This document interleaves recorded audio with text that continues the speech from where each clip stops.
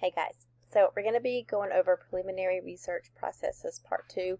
And when I say preliminary research processes, just kind of to clarify, is the processes you use to initiate your research, the strategies that you can use to get your research off the ground the fastest and most effective way possible. So we're going to talk about using Wikipedia. um, we've already kind of talked about what you find like when you go to those first initial Google results. One of those is Wikipedia. And a lot of those sources are tertiary sources. So we're going to talk about what are some concerns about those and what are some ways to use those things in useful ways. So I'm going to explain first like what I mean by a tertiary source. Sometimes we'll call these especially tertiary sources like Wikipedia. And I use that as kind of my go-to example of what a tertiary source is because everybody's familiar with it. I'll sometimes call them a reference source or an overview source. They tend to be actually really good jumping off points, especially if you're trying to research an issue that you just don't know that much about. Like you're interested, maybe you've read a couple of things, but you're not that super well versed in it. And sometimes it's really even hard to figure out what you need to research if you don't have a base knowledge for it. You might not even be aware of the laws or important events or studies or things that have come out or happen that you need to go research. So it's hard to figure out what you don't know. Some of these sources, at the very least, can give you a good idea of what kinds of things are happening that you don't know about that you can go research from a more in-depth source. So what these things are typically like summaries, definitions, histories, like timelines. A lot of times when you go to these sites on Google and it's like the about page or the title is just like the issue and it's just like this overview of like basic information, like lists of facts, like just like those pages that have like bulleted point facts and statistics and things like that. Those are kind of considered tertiary. They tend to organize and gather information and sort of present information just as a laid out, almost like a reference list. They're not analyzing the issue. They're not commenting on it. They're not trying to go really in depth with things. They're just trying to give you just like a quick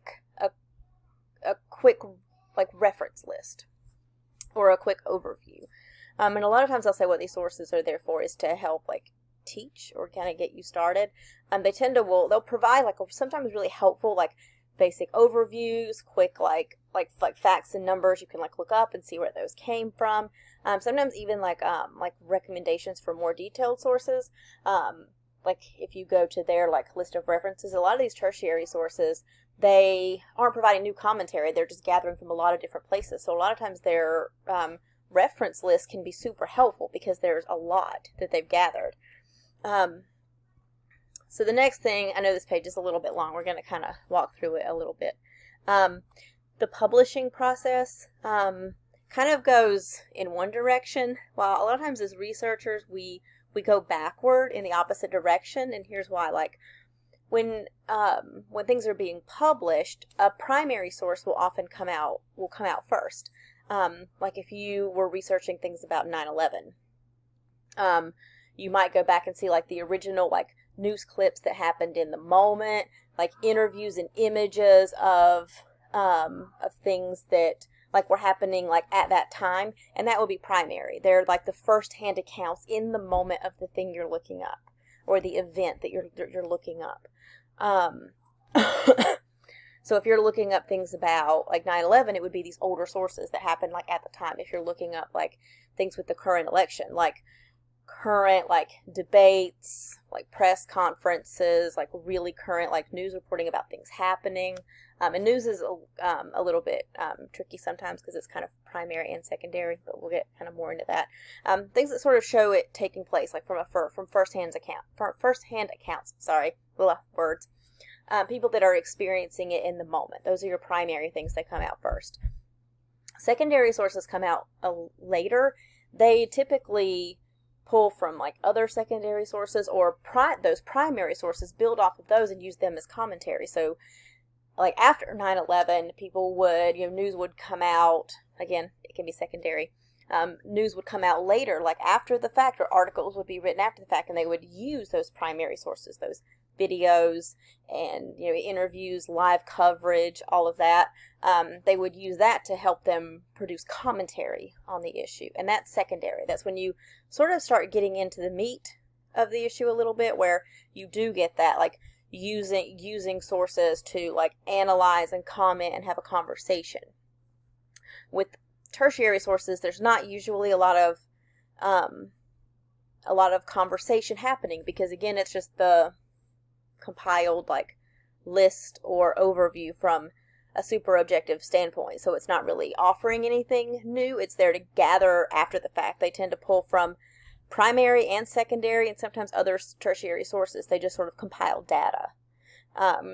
So it usually can be kind of like a collection or lists of primary and secondary sources, like reference works. Like it usually is there to provide you a tool to make your research better, but often to point you to more in-depth sources, the secondary and the primary stuff. And those, it sort of comes out later. Like primary sources, if we're looking over here, like they occur first because they're in the moment. When you get here, secondary sources are next because they comment on the issue, like after the fact. They tend to analyze and pull from and illustrate with those primary sources, the first-hand accounts. Tertiary sources can come way after the fact because they're just gathering information mostly from secondary sources, and they're usually super removed from the issue. So they're reporting from a very kind of removed, faraway place. I'm going to move my video.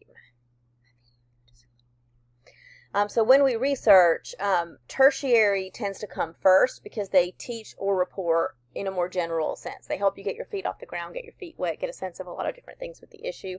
Secondary and primary are the meat. Secondary is like your expert commentary and discussion. And then primary, gets us back to the moment. So a lot of times we'll say we start, if we don't know much about the issue, we're just getting started, we start at the tertiary stuff, the stuff that's reporting from a removed sense, because it's usually like general and very inclusive and objective, and it really gives us a sense of the whole conversation and a sense of some stuff we maybe just didn't know, and helps us kind of just get a general sense of what this issue is about. And from there, we move backward into the more in-depth stuff, into the commentary and the analysis and the scholarly voices and things like that, once we know a little bit about the issue. So while the publishing process goes forward, as researchers, we tend to work backward from general to more specific. So when you're thinking about primary sources, you might often see like interview speeches, like diaries, birth certificates, journal articles, a lot of times like government documents with like recent information or kind of in the moment information can be kind of primary sources as well. News that's like live coverage of something can also be that. Interviews, if it's an article, this is sometimes where it gets tricky. If it's an article talking about a press conference or an article talking about an interview, it's secondary. The actual interview, the actual press conference, like watching it yourself, reading the actual original interview yourself, that's primary. Commentary, any kind of article that comments on it later and like links you to it and uses it as a source, is either secondary or tertiary. Okay, so the point is, again, the publishing process moves forward when researching. Again, we work backward because our knowledge kind of works backward. Like you have to start at the surface and then dig in as you learn more, I guess. It doesn't necessarily like work that way. Like if you're a scholar, like it's if you know, like we work backwards if we're learning something about an issue. Experts are already experts. So like if you know nothing about the issue, you might not, like if you're already an expert in that field, you're ready to dive in with the scholarly stuff. If you don't know as much about the issue, it's not usually a good idea to go straight to the scholarly sources because they're going to use very disciplinary specific language. They're writing for to other scholars. So their assumption is that their audience already knows all this terminology, already has all this like basic knowledge, knows these terms, these books, these studies that they're referencing.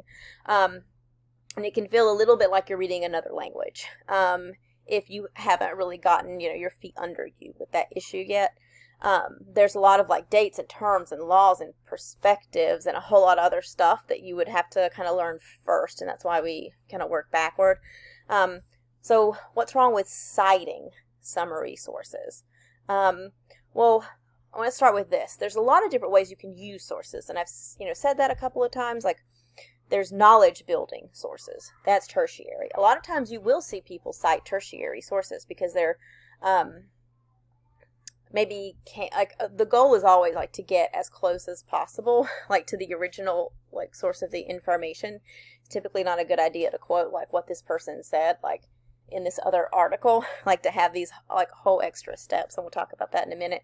But sometimes there are places for like tertiary sources that provide like some overview and some quick data, especially as a researcher, and every now and then you might see a need to cite it if it's a super credible like tertiary source. If you're trying to provide evidence, which is usually what we go to first, is that secondary stuff, like you're trying to prove a point, so you're going to get the scholar's commentary to back you up on something. If you're, getting like an original, like new study, then the data itself might be a little bit more primary, but typically evidence for a point is secondary sources and sometimes primary if you're getting into that like original data and the original studies themselves for things. Typically primary sources make really good means of like illustrating points, because when you're writing for other people, like, you want to be heard and understood, so you really need to be able to illustrate and explain well what you're thinking and why you're interpreting the information and the events the way that you are, so that people can understand where you're coming from and why you're seeing it this way. So like, again, like when I use 9/11, like the sources that came out later, a lot of times what they used was original like transcripts and live coverage and videos and interviews and all that stuff, because it helps like engage the reader and help them see the issue and see what you're talking about. And if you try to comment on it without using this stuff, it's just not as effective. It's not as clear, because you're really like removing your reader's ability to see what's happening as well. So there's a lot of different ways to use sources. Tertiary sources, again, make great knowledge builders. They don't typically make great evidence. Again, they're usually there to help get people off the ground. And the reason is, I guess, getting into knowledge of conventions a little bit, one of our key concepts.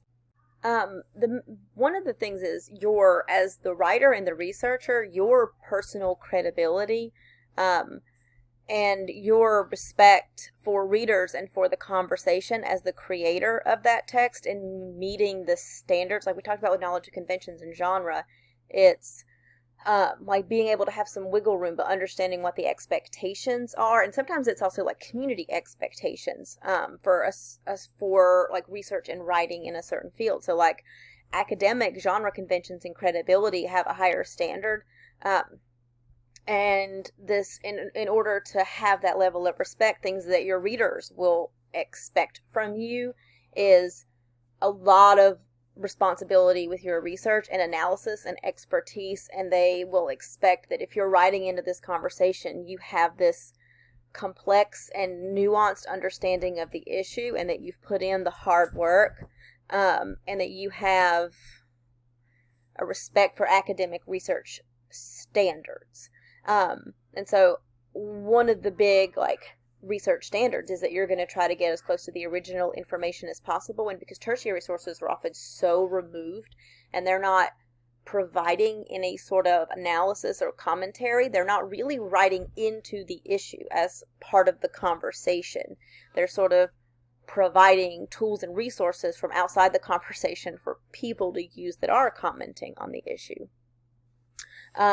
What can be good about using summary sources? They do help, again, like novice, like researchers in an issue, build the knowledge that you need, understand new perspectives, or even realizing what the perspectives and the concerns of those different perspectives are, so that you can get a better sense of them and do more in-depth research on them. Get new questions and terms, like figure out what it is you don't know so that you can know where to go and learn kind of some background.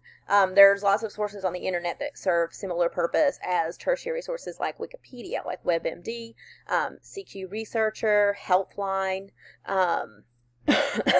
I'm going to show you CQ Researcher really quick.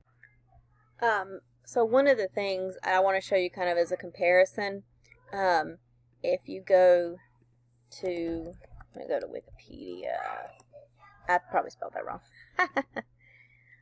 Wikipedia, and I'm going to look up, just do Wikipedia. You'll notice it gives you a lot of, like if you scroll through, actually, let me not just use the main page, because that's pretty silly. I'm going to do one that I go to, standardized testing. Okay, so when we're at standardized testing and you scroll through, one of the things you'll notice about Wikipedia is there's lots of links. Now, it does take you to other Wikipedia pages, which, I mean, wouldn't necessarily pass the crap test for that one, because it just keeps you in, like, circular motion, staying within the same site. Hi, you can see my dog over here. But scrolling through, it gives you an overview. Here's some of the contents that it has, that if you don't know anything about the issue, you get history, scoring information, standards, all kinds of other, like, information, educational decisions. There's a lot, major topics, other stuff. It just goes on and on and on. What you kind of can at least start with to get a sense of what people are talking about, and all these sources at the end. Okay, and I know you're thinking, like, really, Wikipedia, can we do that? So we'll get into that in a second. But CQ Researcher is kind of considered the, like, I guess the academic Wikipedia. It's more, I guess, more credible. It doesn't have some of the same concerns that Wikipedia often has. It will often give you the future of meat. Cool. I'm going to pull that up. It's going to give you introduction, overview, background, current situation, what's happening now, pros and cons. I really like, because it takes, like, two opposing, like, researchers and, like, pulls from, like, what they have said about the issue to kind of show that, like, give and take. Chronology, so you've got, like, good, like, history and dates of the conversation, maps and graphs, bibliography for sources. It's really an excellent place to get started when you're thinking about your research, and it does some of the same things as Wikipedia might and some of these other, like, tertiary sources. I'm also going to show you one of these other sources, like Helpline. First, you get this, like, light box that pops up, which is a little suspicious. And I kind of want to use Helpline just to show that, like, some sources are tricky. They can be useful for information to kind of get you off the ground and give you tools. You wouldn't necessarily want to cite Helpline as a source, especially in, like, an academic text. It might not pass all the parts of the crap test. Now, you might even look at this and think this is a content farm. Lots of, like, images. A lot of the links kind of take you to, like, within the same, like, keep you in that circular, like, within the same site, kind of like Wikipedia does, which is a little weird. It's got a good bit of ads, but it has a lot of text too. It's sort of like, it's kind of hard to tell with this one. And one of the things to think about is, one, paying attention to the author first, and it's reviewed by this person, so it's written and it's been reviewed. If you click on the author, it takes you to their, like, nutrition team, and then these are the people that takes you to some of their, like, LinkedIn pages, but it has, like, really specific information and credentials for the people that, like, write this information. Then you can kind of scroll down and see everybody, and I also want to look at, let's see if I can go backward a little bit, sorry. I want to go back to who reviewed it. And reviews just like peer review, like they just went through and checked everything. So medical advisor. So again, you at least have people you can check their resource, like you can check their credibility. It's being reviewed by someone else. It's, if you scroll through, let's see. I don't see sources. Here we go. We're getting to sources. Okay, so with this, It's Healthline, probably more Helpline. Let's see if it gives us anything different. So far, nothing. Everything is Helpline, which is a little bit suspicious. It has some other, like, kind of helpful information. Again, it's not necessarily as superficial as some of the Content Farm information. It may have some useful things you can research.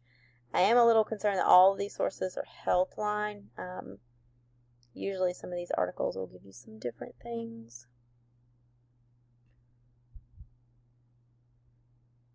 Ooh, everything is Healthline. Here we go. Here's some different things. Okay, so PubMed, so it's going to take you to probably a scholarly source for this information. And again, this information here that they're offering you, despite many personal success stories, most studies from the 1980s and 90s have failed to demonstrate the Feingold diet's effectiveness.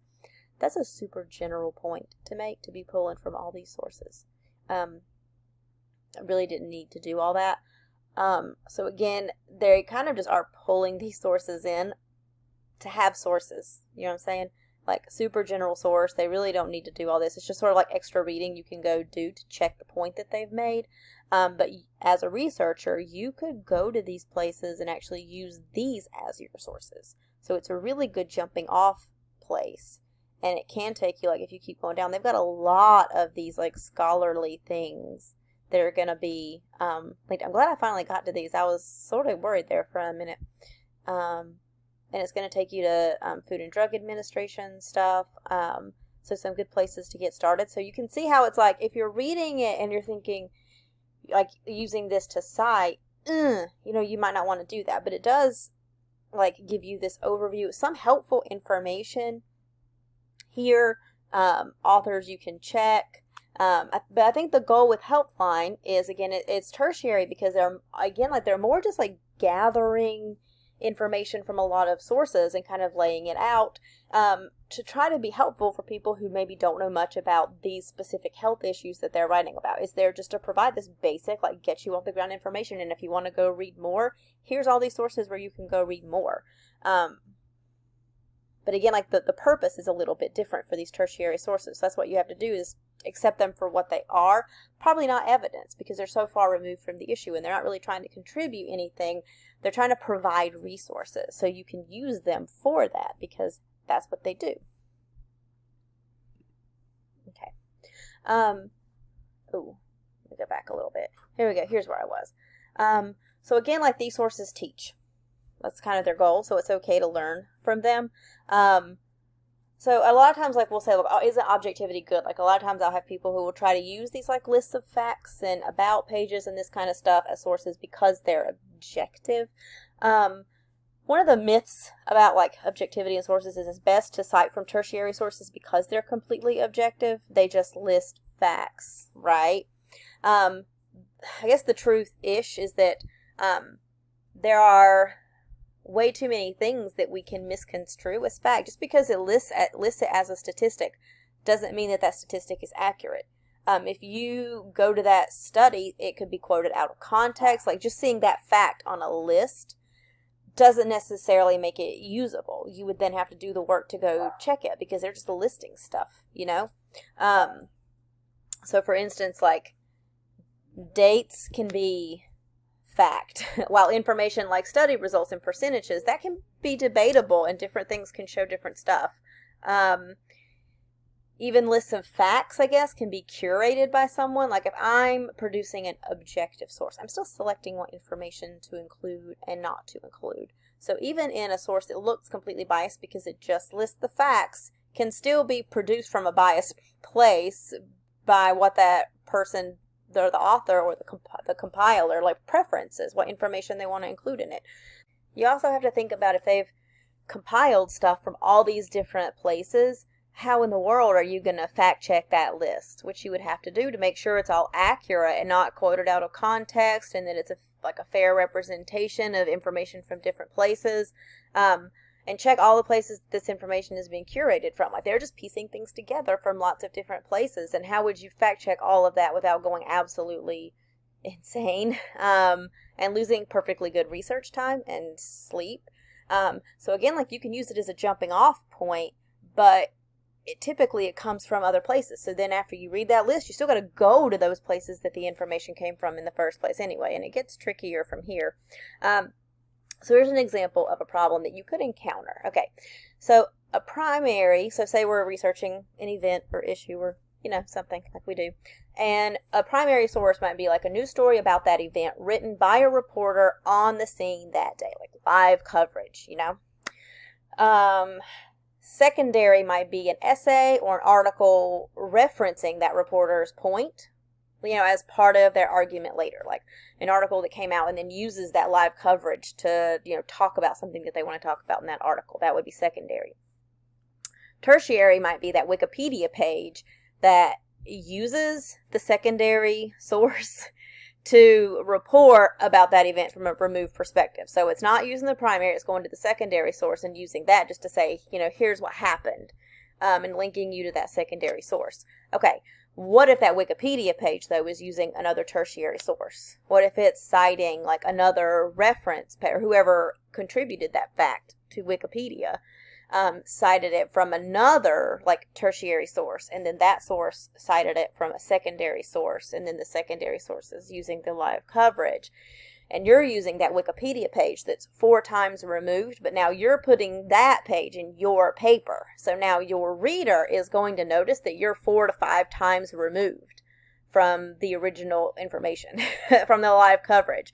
And if you think about it, like, we want to say, well, it's, here, it's evidence, so it's cool, right? But, like, it's like putting your reader at the end of a bad game of telephone. That game where you whisper something in somebody's ear and it goes on down the line, and the person at the end of the line never gets it right. And it's usually something super funny, and your reader doesn't want to be at the end of a bad game of telephone. The goal for a responsible researcher is always to get as close back to that source as possible. So if you're reading an article and they're citing this researcher, the goal is never to quote in your paper from that researcher or from that article. You would go back to the first place because you don't want to be quoting out of context and misrepresenting what that writer said.